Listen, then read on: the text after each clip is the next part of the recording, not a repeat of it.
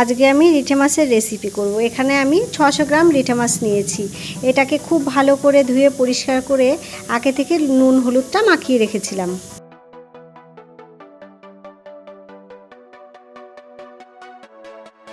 এবার মশলা তৈরি করে নিচ্ছি। তার জন্য একটা মিক্সিং জার নিয়েছি। এর মধ্যে দিয়ে দেব 1.5 থেকে 2 ইঞ্চি আদা, 8 থেকে 9 কোয়া রসুন, 10-12টা কাঁচা লঙ্কা আর একটা বড় সাইজের পেঁয়াজ একটু মোটা মোটা করে কেটে দিয়েছি। এটা পেস্ট করে নেব। এবার একটা কড়াই বসিয়েছি। কড়াইতে দিয়ে দেব সর্ষের তেল, একটু বেশি পরিমাণে দিতে হবে। তেলটা গরম হয়ে গেছে। এখন মাছগুলো এক এক করে দিয়ে দেব।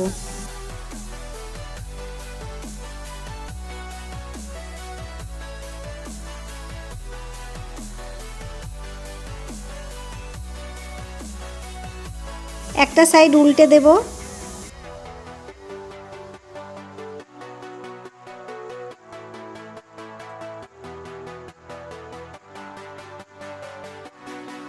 মাছগুলো গোল্ডেন ব্রাউন কালার হয়ে গেছে। এবার তুলে নেব। একইভাবে সব মাছগুলো ভেজে নেব।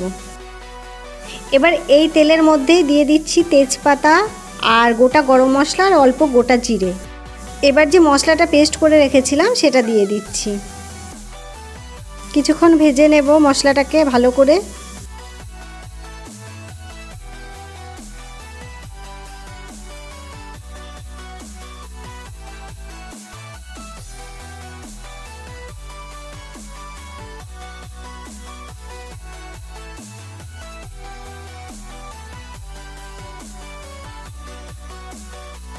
মশলাটা ভাজা হয়ে গেছে। এবার এর মধ্যে গুঁড়ো মশলা অ্যাড করব। দিয়ে দিচ্ছি 1 থেকে 1.5 চামচ জিরে গুঁড়ো, হাফ চামচ ধনে গুঁড়ো, 1 চামচ হলুদ গুঁড়ো আর দেব হাফ চামচ লাল লঙ্কার গুঁড়ো। এটা কালারের জন্য। এবার সব কিছু খুব ভালো করে কষিয়ে নেব। মশলাটা কিন্তু খুব ভালো করে কষাতে হবে, না হলে খেতে ভালো লাগবে না।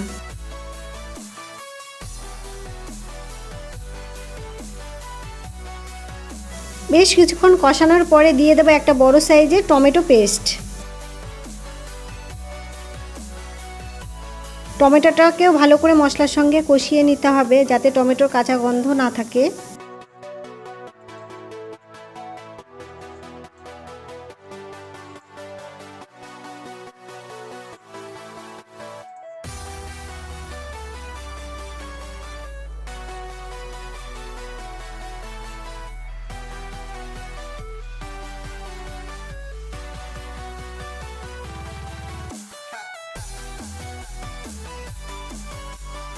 এইভাবে আরও 4-5 মিনিট মশলাটাকে কষিয়ে নেব।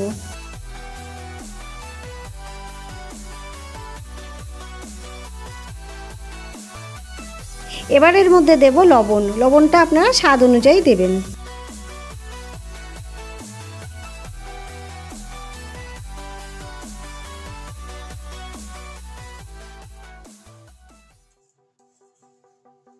লবণ দেওয়ার পরে আরও 2-3 মিনিট কষিয়ে নেব মশলাটাকে।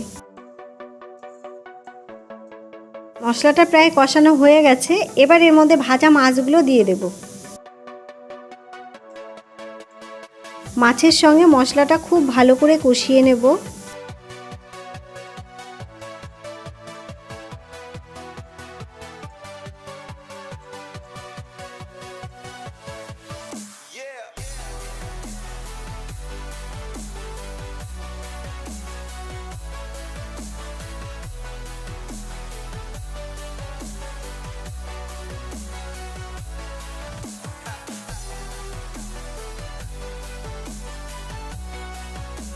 মাছের সঙ্গে মশলাটা খুব ভালো করে কষিয়ে নিয়েছি। এবার এর মধ্যে দিয়ে দেব 2 কাপ গরম জল। আপনারা যদি চান একটু বেশি ঝোল রাখতে তাহলে আরেকটু জল বেশি দিতে পারেন, কিন্তু আমি এখানে দিইনি কারণ আমি বেশি ঝোল রাখবো না। এই রান্নাটা একটু মাখামাখাই খেতে বেশি ভালো লাগে।